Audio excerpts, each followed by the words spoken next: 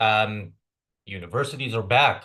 They've been back for a few months, right? But we haven't spoken about them much. Yeah, I guess after the campus intifada ended by virtue of the summer vacation, students had better things to do on vacation as opposed to during the school year than protest. Now the protests are coming back in different forms, and in this case, more involvement of professors. So there was an incident in NYU, New York University, where professors were involved in a sit-in in the library, basically disrupting finals exams or students studying for the final exams. One of them was arrested. Should we see him just being arrested just to set the stage and start the episode on a positive note? This is Andrew Ross. Free Palestine! Free Palestine! Free Palestine! Free Palestine! Shame on you! These are our faculty! Shame on you! Shame on you! Shame on you! Right. All right. That's screeching. We hear it once. We hear it. And yeah. First of all, I'll have what he's having. I mean, that guy, it looked like it's gotta really kill your buzz when you get arrested. Or does it? I mean, for them, I think it is a badge of honor. But yeah, same scenes, different people maybe. This is, believe it or not, a professor of sociology. Who would have believed? And yeah, so the students, I guess, and professors are back back to wanting to do something other than study in university. Interesting specifically that a professor is disrupting students from studying for their finals exams. I think that's a new one. But yeah, that's where we are at the moment. Like, welcome to the Daily Objective, Daniel. Your initial thoughts on this latest incident, and after your initial thoughts, we're going to read a bit from a Guardian article. Yesterday we read from the New York Sun, but why not, read from one of their publications? Yeah, I mean, well, obviously, his students can join. They're probably gonna get free credits for attending those protests. But just a few more. So the two professors that were arrested, well, a few more were, but two of them were tenured, which is an interesting thing. And Yeah, so they were basically made persona non grata. So the reason why they were arrested is basically the university said, "Hey, you have no business being here. Get out."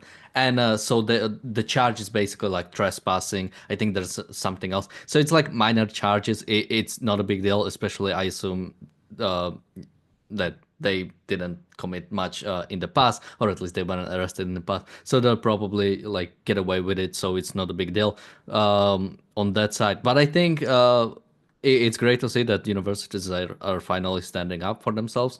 To what extent it's some kind of principle, I am doubting that. It's probably pressure coming out of their like supporters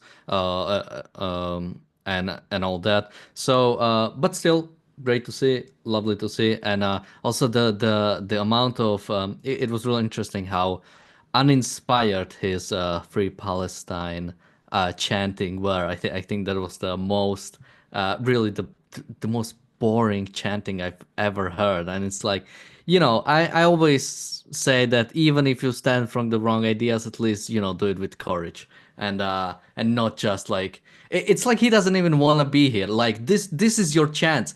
You're getting arrested by the police, and it won't even matter in the past afterwards. So you can just do whatever you want.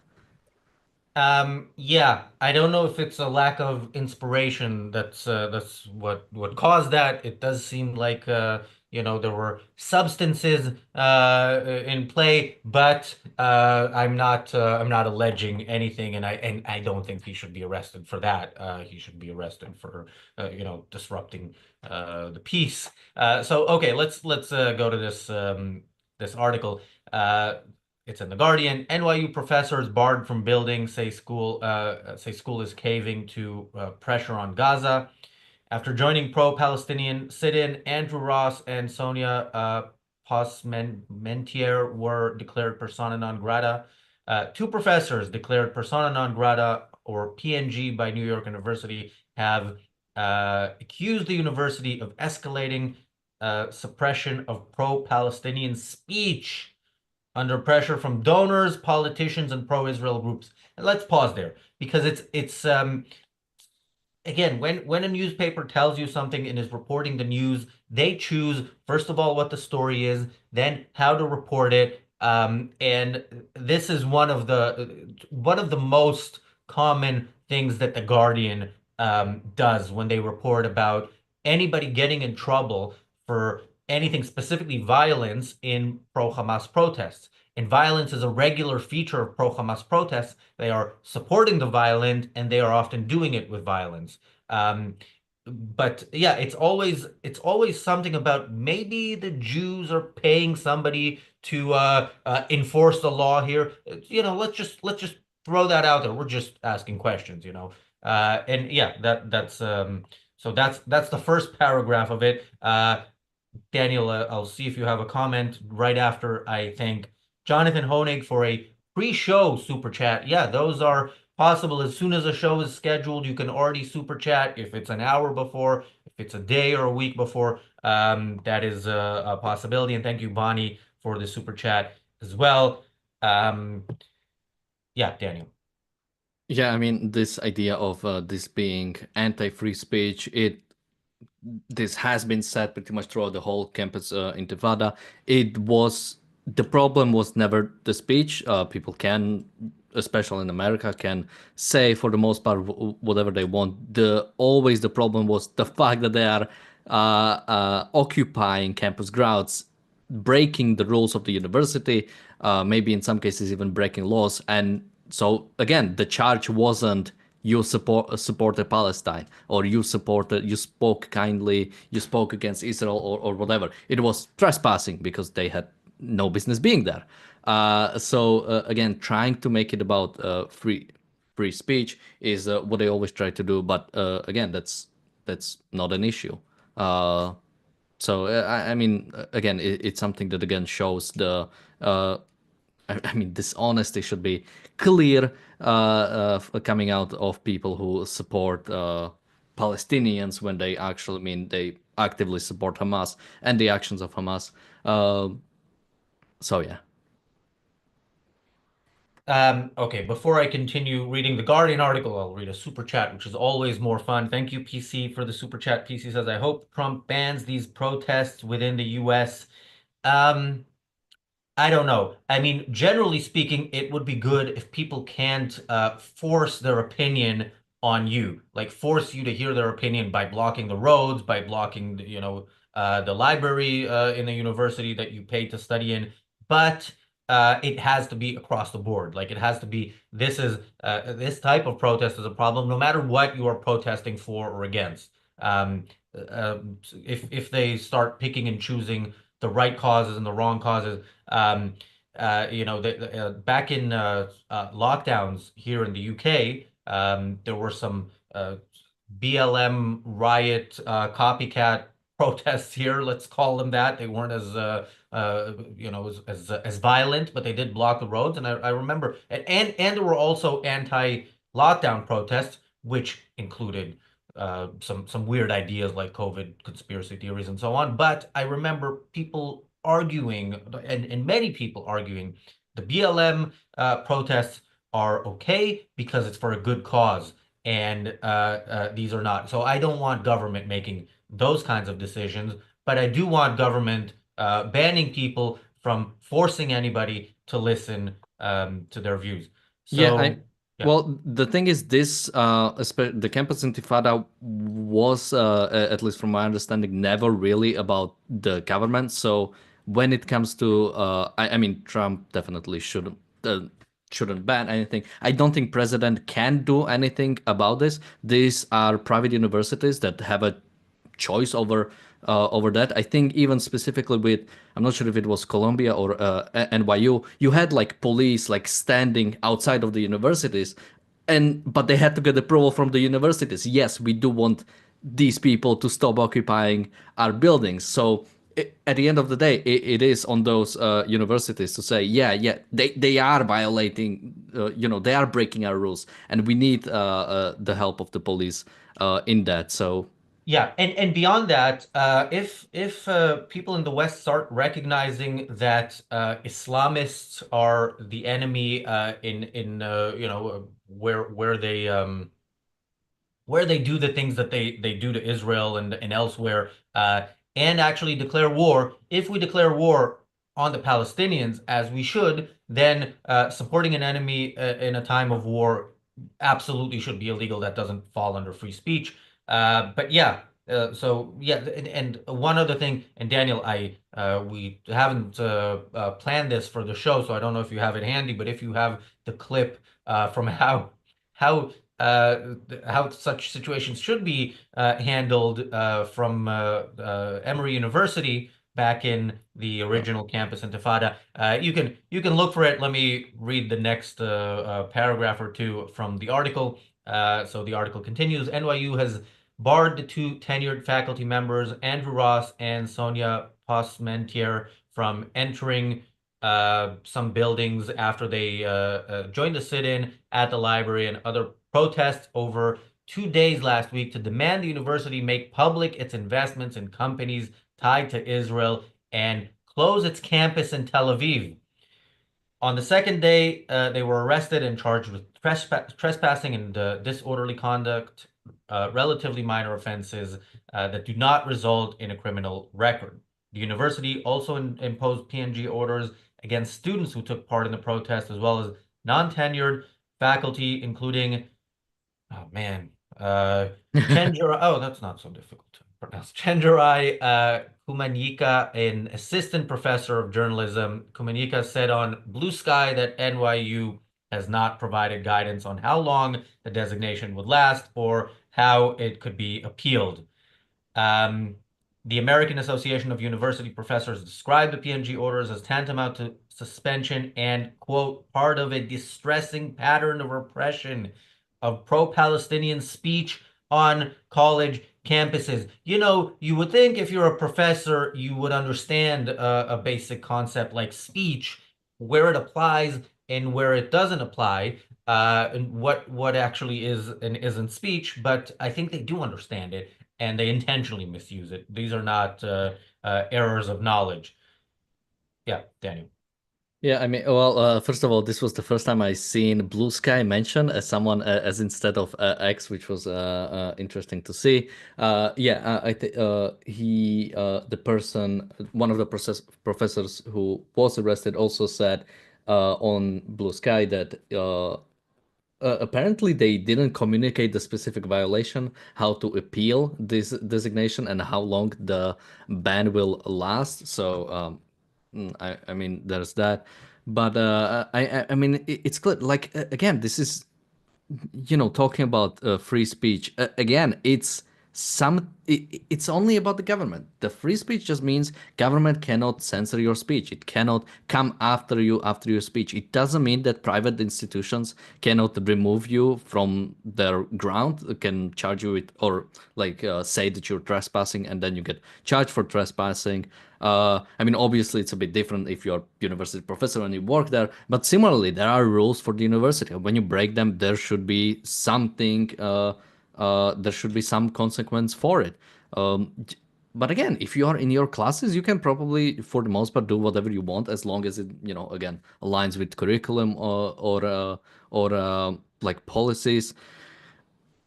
But yeah, why should they? Why do especially this? Like I'm advocate for like university should have the broadest like range of opinions like possible. But these are arguments. These are policies. The people advocating for Palestinians. These are for actual destruction of civilization. Again, no one who advocates for free Palestine advocates for some sort of Western civilization in the Middle East. They only do it on the base of because because they are different people, they have a right to do whatever they want. There is so little, and it shows. I mean, there's so little like requirement, so little demand of like of anything, and I think of the university students too. There is no demand of like actually be something good. It's just, whatever you feel like, just do whatever.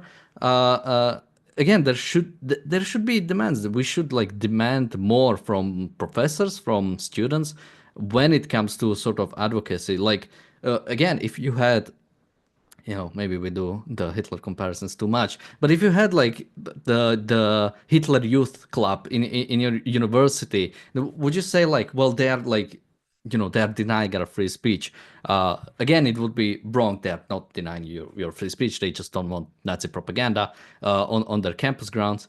But yeah, maybe some opinions you shouldn't be allowed to get a platform for. When you advocate for a nation or a nationhood or a people that want to exterminate Jews, yeah, maybe you're not gonna well, maybe you're not gonna be super kind about like providing you a platform or providing you with a job at the university. I mean, again, there should like certain opinions should not be like tolerated. They should still be legal, but should not be tolerated in like a civil society. Yeah, we don't make Hitler comparisons too often because Palestinianism is, at least as far as the Jews are concerned, an ideology that is identical to Hitler's ideology. The differences are Hitler had other components to it. He wanted to cause damage to others. The Palestinians mostly want to cause damage to the Jews and themselves. Of course, they would love to kill Americans and so on, but that's not that important for them at the moment.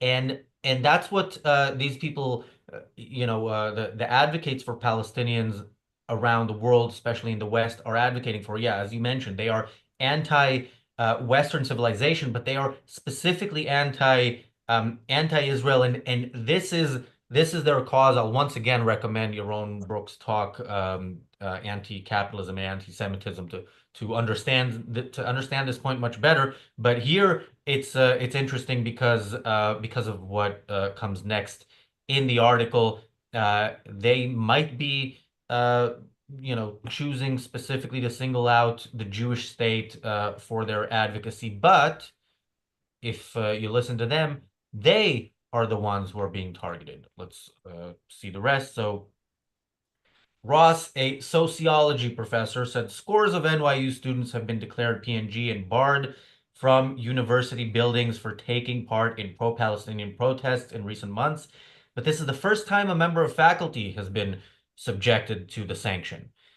Quote, this is a disturbing new development. I've been teaching at NYU for more than 30 years. I was at Princeton for 8 years before. I've been around the block and have never seen anything remotely like this crackdown over the last year. It's completely unprecedented and it's solely about Palestine, he said. Postmentor and associate professor of literature described the move against her as part of the, quote, Palestine exception on NYU and other U.S. campuses to suppress criticism of Israel despite purporting to support free speech. Quote, students held a huge die-in over Black Lives Matter in 2015, taking over the entire floor of the library. It was incredibly powerful. I don't think the administration was very happy about it. I'm not going to say there was no resistance, but as far as I recall, there were no disciplinary consequences for anyone involved, she said. So, first of all, the fact that the university badly handled or mishandled such situations in the past and now is handling it a bit better doesn't prove that this is you being singled out, but it could be that they actually have learned their lesson from the past. But yeah, it's funny how these people actually, point to past instances of them essentially initiating violence and getting away with it as a point to explain why they should be getting away with it this time. Yeah, I mean, well, it's a good example of why principles matter and why applying principles consistently matters. Is because once you default on that once, people can use that against you. People can say, well, what about last time? We were able to do it last time. So that's why that's why it was so disappointing. And I think many people saw the huge disappointment with the universities about the fact that they allowed it to happen for so long, the fact that it took so long with some of these universities to really stop the campus intifada, stop students from like completely occupying campus grounds. Um, just quickly, because someone in the chat said, what was it? The incoming president has been very clear about removing federal funding for universities that allow such programs, and with that, again, I'm sort of split. Well, on principle, no university should get federal funding. That's it. But when it comes to when you start like specifically picking like these universities get it, these universities don't get it, that's when you get to sort of government decides based on now it might be something good, now it might be something proper, but it sets in principle that government can decide based on these things. So I, I'm really split on this issue. It's similar to when you have you have like let's say government doesn't or like government taxes everybody at 20%, and there is some legislation to, okay, for these people, for like farmers we put it to 10, and for these people we put it to 10, and for these people we put it to 10. Like in short term, I'm glad that like taxes are going lower, but I hate the idea that now we are like specifically picking, even when on like a concrete level, it seems like that's nice, it's going down. But I hate the sort of what it allows. I think same rules should apply to everyone. That should be the standard. And when it comes to cutting federal funding, cut all of them. No, none of them should get any federal funding. That should be the principle.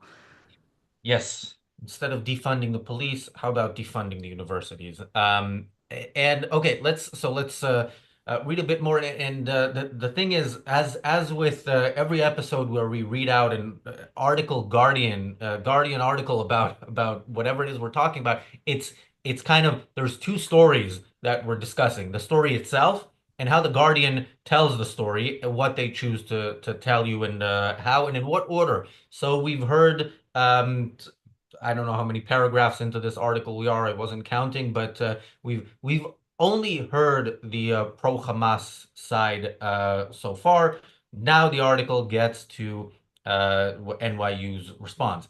NYU accused, this is from the article, NYU accused last week's protesters of disrupting students studying in the library for their finals by chanting, blocking entry, and making, quote, violent threats. Quote, this was not peaceful protest. It was the intentional disruption of a core scholarly building, our library, said university spokesperson John Beckman. Ross accused NYU of acting under pressure to crack down on pro-Palestinian protests at campuses across the U.S. Quote, university administrations are very susceptible to outside pressure from donors and from Congress, and Congress has been particularly aggressive in its threats to police and punish campuses. Donors have been very vocal about their ability and willingness to cut off their donations to universities, and there are very well organized pro-Israeli pressure groups that bombarded administrators with threats and lawsuits, he said. I want to pause here because it's interesting how these people are baffled by the fact that people want to pay for the things they want to see. Ayn Rand Center UK is sponsored by our members, our super chatters, and you'll see often when you watch a live show, if you read the live chat, you'll see we have people who really strongly disagree with us, don't like what we do, and you'll very rarely see super chats from them. If you see super chats, it's often from people who like what we do, and that's understandable. That's great. I mean, I love it when a troll super chats, but we don't often see that. Yeah, people don't want to pay Professor Ross for some people don't want to pay for calls to exterminate them. I don't know why this is so difficult for some of these people to understand. Yeah, I mean the whole I bet they had a certain kind of people in mind when they said that the donors are stopping contributions. But also these are literally the people that pay you. Like like donors are the people who actually like pay like this it really shows the anti-capitalist nature. Like yeah, they should support us to like advocate anti-capitalist, anti-Western ideas while we live on the fact that capitalists are supporting, are giving us money, are giving money to our institutions, so I can have a tenure. I mean, yeah, I mean, it's ridiculous. It's like he's like a child. Like, oh, I should be able to do whatever I want, and there should be no consequences of my actions. Like, have some fucking balls. Sorry, I'm swearing a bit more in the recent episode, but like, have some like, like he believes in his cause so little then like getting arrested bit is already like he's like already like throwing a tantrum. Like it really reminds me of, and here's a nice little inside knowledge for Ayn Rand readers. There's a one section in the Ideal, so in the early Ayn Rand, where it's a communist couple, and they talk about how much they like love communism, are big for communism, and essentially at the end they sell out someone for money, and it shows that like the idea of not taking not taking ideas seriously. Like this is like I always say it, like for these people there is literally a genocide going on in Gaza, and like getting arrested once is like too much. Okay, I cannot even yell "Free Palestine" loudly enough. Like it's ridiculous. Like these people are a joke. They don't stand for anything. I mean, the fact that they are like teachers, tenured teachers, and one at one of the most prestigious universities, it really fills me with dread about the future generations of students. Yeah, yeah. Well, the current generation of students is the future generation of professors. That's also something to keep in mind. Hopefully, just the future generation of professors. It could be this guy could be your next president, although I don't know. Um, yeah, okay, let me read a bit more of the article. By the way, since we've been getting questions about this for a few days, about Daniel's position on the Iraq War. Daniel was like what, one One. year old? Yeah, he was 1 year old. I don't. I guess he could be blamed for all wars and all of history if he Well, was. I'll But just say it quickly because people have been asking. I don't know enough about like specifically Iraq war, but here are basically the principles. No dictatorship has a right to exist. Any dictatorship, any authoritarian country is illegitimate because the legitimacy of a country stands from the extent to what they protect the rights of their citizens. Now, this doesn't mean that we should go on adventure wars just because there's a bunch of dictatorships we can put down. But if any country at any point, such as Iran, because I think that was the one I talked about, if Iran ever poses a threat to Americans, which Iran clearly does, or the Houthis, or Hamas, or Hezbollah. America has not a right, but an obligation to solve that. This is the purpose of government, is to eliminate threats to its citizens. So I don't know enough about the Iraq war. If there was a threat to the American citizens, I mean, a bunch of different countries participated in this one. But if there was enough threat, then absolutely go in. If there wasn't, then yeah, you should go in. The goal is not regime change in itself, that we are like going to spread democracy. It's just put down the regime that's currently there and see what they come up with next. yeah, and I have to say, the most recent question on this was framed as Daniel said he wants a war with Iran. Did he also support the war with Iraq? I mean, that puts you, the person asking this, in the same category as the people who advocated for that war. It's not the same. And I say this as somebody who was for the Iraq war as better than nothing, but not what should have been done. What should have been done back then was Iran. Iran was already the enemy.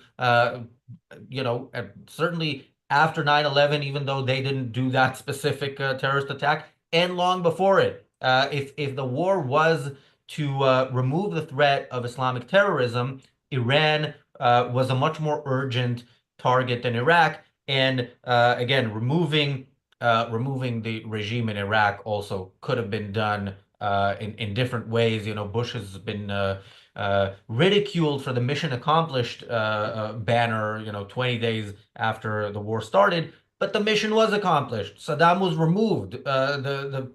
Whatever they tried to do afterwards didn't work out. But that's not necessarily America's job. Anyway, that is a topic for another day, if ever. But let's read a bit more of this article. Ross, a member of NYU's Faculty and staff for Justice in Palestine described the university's decision to have the New York City police arrest them as, quote, unconscionable, but said that it reflected a retreat by NYU's leadership from its responsibility to protect free speech in favor of using the campus security office to curtail protests. Okay, well, I don't think the rest of this matters that much. I think we got the gist of the story. But I do want to, first of all, we're going to end on a very positive note, so don't tune out just yet. But Daniel, any parting thoughts on this? No, I mean it's mostly the same. Just summarizing, it is none of the campus intifada was about free speech. It was about property rights and the fact that the students, the teachers violated the property rights of the university, and broke the rules of the university. And the proper thing that should have been done was either the campus security or police.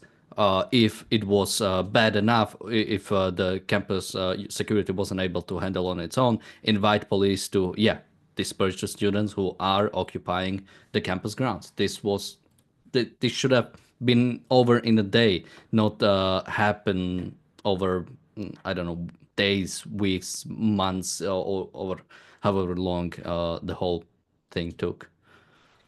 I want to quickly address a few comments here in the chat. Davy Boy asks, is it permitted to call for an intifada against jihadis in universities? Against jihadis? I don't know. But again, intifada is violence. Like there's no other interpretation of it. So I don't know how people get away with that, but I think it's just too broad of a statement to like. It's not a broad statement. It's a very clear. No, I mean like legally. Yeah. Anyway, Akira mentions that there was one troll that he used to see super chatting on Yaron's show before Yaron banned him. That troll has been banned from this channel for many years. So I think we also got a couple of super chats from him at some point. But sometimes the money isn't worth the cost of that money. I think there was something else in the chat, but I don't. Well, someone says having an opinion is not illegal or anti-Semitic. Well, if the opinion is that Jews are controlling the world, that's anti-Semitic. It's not illegal to have that opinion, but it is illegal to force people, and should be illegal to force people to listen to whatever your opinion is. The comment I wanted to read was the Light Life saying, I am currently in a country in Asia that does not have super chat option. I am subscribed and do encourage people to watch live videos even when I disagree. I don't know which country that is in Asia, but maybe that should be the next one we invade. That is a joke. People who get upset by jokes. What is not a joke is the way that professors who are think they're entitled to have the right to violent uprisings are treated in places that know how to deal with such things. So like every show we've done on the campus intifada from when it started, or not from when this actually happened, let's end on a positive note and see how such people were dealt with in Emory University.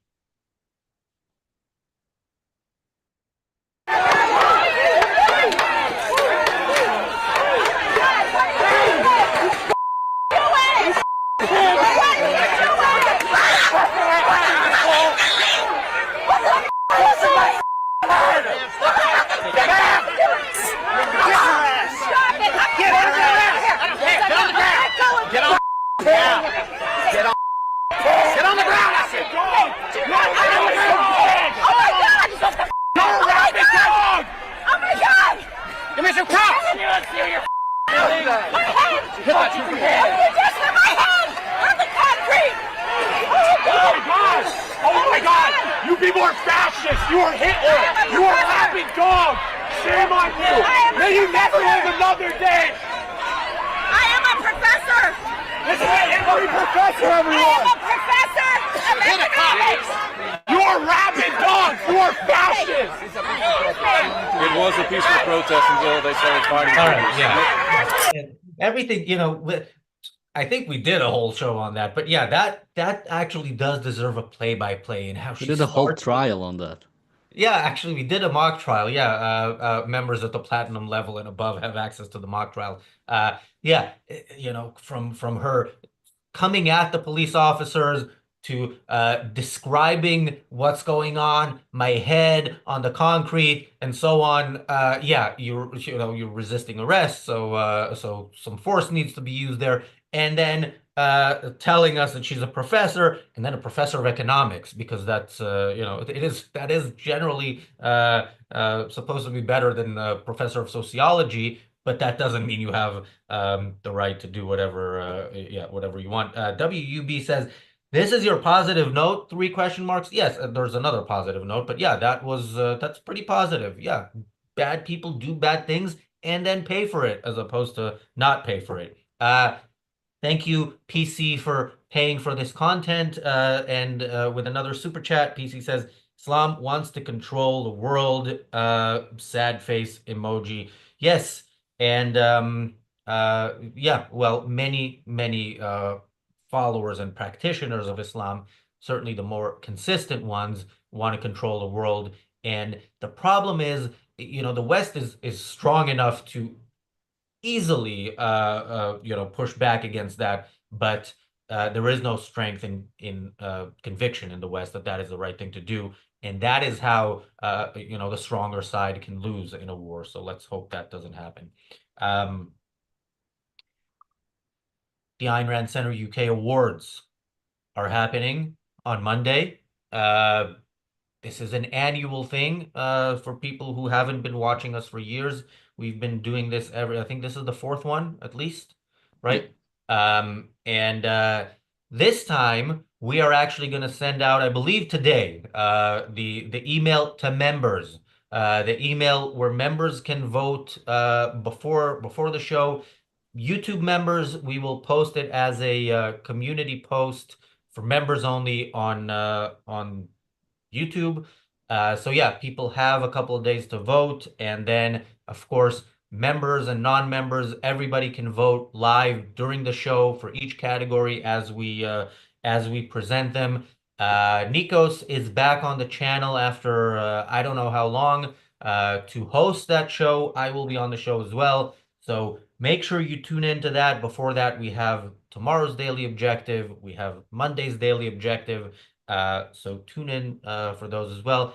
Thank you, Daniel. Thanks everybody for watching, and we'll see you tomorrow.